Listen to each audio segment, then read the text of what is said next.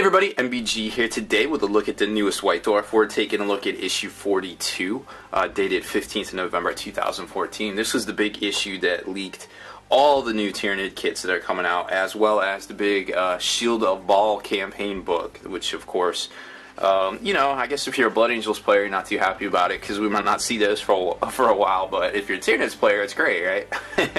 I mean, it's always good to have new kits.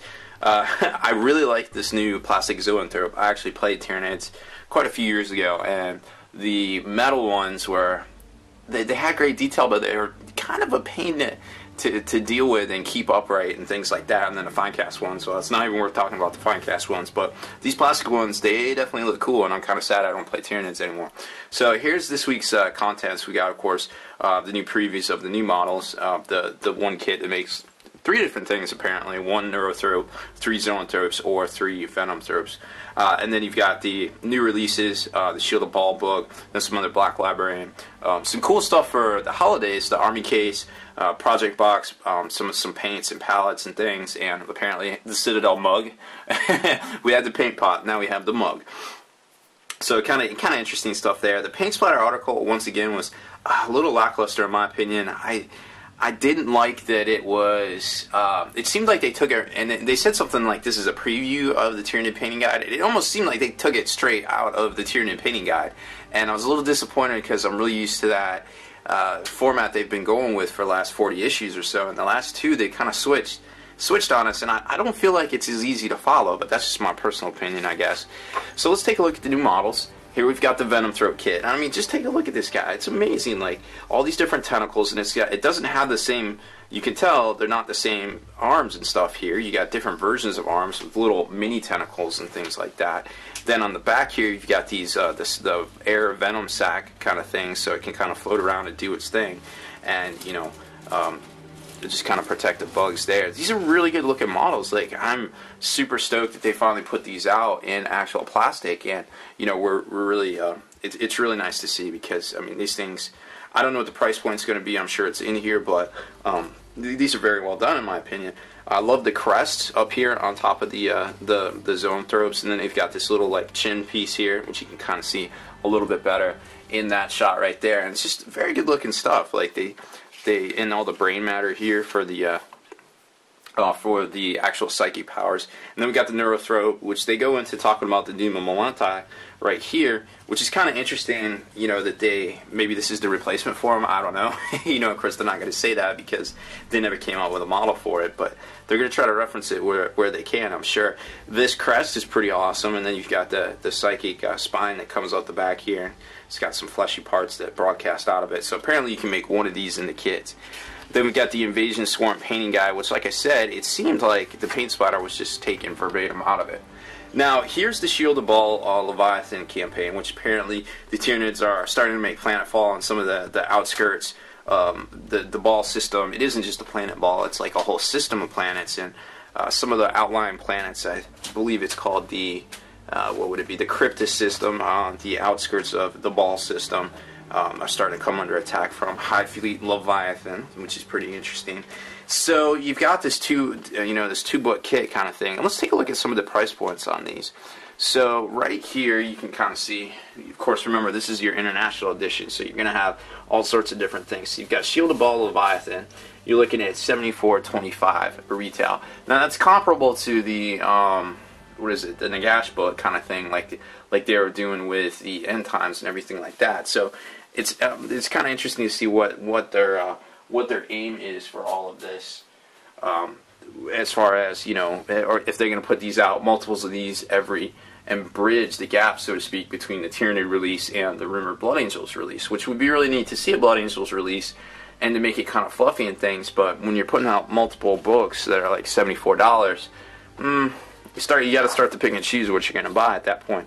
The Venomthrope, the combo kit, the Zoanthrope Venomthrope kit is looking to be $66 there US. So not too bad in my opinion, because I believe those models were running for about $25 US from Finecast in metal. So that's pretty cool to see. I think that kit's definitely worth the price there. some of the cool things about the Christmas gift section, you got the Citadel Army cases, which are always a favorite this time of year, and they got some different configurations. Some of them are made to hold vehicles, and they have that egg crate foam in there. Some of them are just made to hold army men. They've got a new take. This is the third take on the Ultimate Paint Set or Mega Paint Set, depending on how you want to look at it. But that's coming out too, with the drawers that you can pull out and have all your paints all in one spot. Now we've got, this is kind of an interesting offering, water pots and bits boxes. It's basically a coffee mug that has a label put around it, and it's in a tin box. So I don't know what the price point on that is, but I'm gonna have to pass on that one. I don't think it's worth my time. But what is worth my time is this neat offering right here, this project box, where it's similar to the Citadel, what was it, the paint tray I guess they had a few years ago. But this thing's kind of cool because it's got a built-in paint tray, place to put your mug in the box, then some storage space, and then if you look close here, you can kind of position your brushes so they don't get their tips dinged up. And then you've got some space for tools. The glues can stand upright, because that's always a problem with your glues spilling over. And then some other things, you know, you can put in here like your basing kits or whatever. But the neat thing about it is you've got this little like pitch, so to speak, of the paints that pop in there too, and then you put the lid on, which I believe this looks like this is the lid that goes on, and it fastens right there. So this is kind of a neat offering. Like, we haven't seen that before. I wouldn't mind getting that for the holiday, right? Then you get into some Cities of Death stuff. Apparently the Shield of Baal contains not only Cities of Death, also some other data slates, some rumors, you know, different rules on different things is basically what we're hearing. Nothing solid, of course. And then also something called Fighter Aces, which you'll see right here. And Fighter Aces are basically a table that you can roll on for each of your factions. Like, say you play Space Wolves, you can pick the Space Wolves table. Apparently there's 14 of them this time. These were actually out in the Skies of Death book that came out a few Valentine days ago. And I think there was only like 6 factions in that you could roll on the chart. And I think it was like a D3 kind of deal, if I remember correctly. But this one seems to be a little bit more robust, and it's not really for normal gameplay, according to this article. We haven't seen the campaign book yet, but so they just kind of used it to do a little campaign of all their flyers versus, you know, each other, and kind of fly around and do neat things. So that was kind of cool to see. I mean, I like the fluff aspect to it. I like the upgrades for the vehicles, and honestly, you know, at the beginning of 6th edition, we saw a lot of flyers on the table, but then they kind of went away, and now we see them here and there. It's very hit or miss, but it's going to be interesting to see if these become 40k legal, if flyers are something we really see again. Getting into the rules section, which seems to be a big thing with the White Dwarf. Now, of course, last week they offered these rules via a free download on Black Library, so it's possible by the time this video comes out, or shortly thereafter, that you can get this free download from Black Library, so make sure you check that out. If you don't have the Warhammer app already, too, you can definitely download that. I think it's only for iOS, which is basically Apple. But the cool thing is it pops up all sorts of notifications when there's stuff in there all the time. I've already got a data sheet, a free, what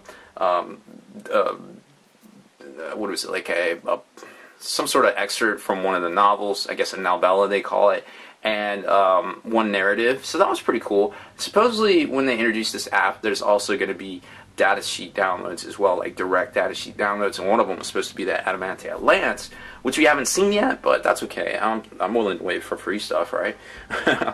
So looking at the Zoanthrope rules, we've got the Spirit Leech, and it's got an interesting rule here where it kind of works a lot like Psychic Shriek.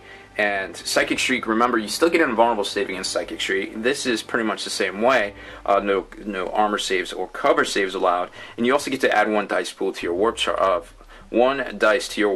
pool for each wound it inflicts. And then they can use that to try to recast the warp blast, but nothing else. So they can't keep popping it off and recouping that warp charge to keep doing it again. But they can do it on warp blast, so that's pretty cool. 50 points each.